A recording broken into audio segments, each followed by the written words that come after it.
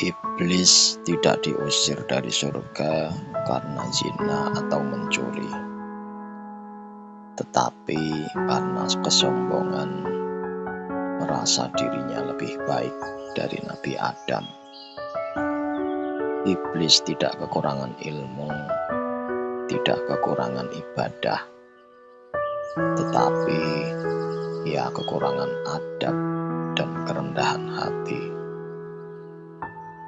Karena itu manusia diingatkan ketika merasa paling suci karena ibadah, justru disitulah kesombongannya tumbuh.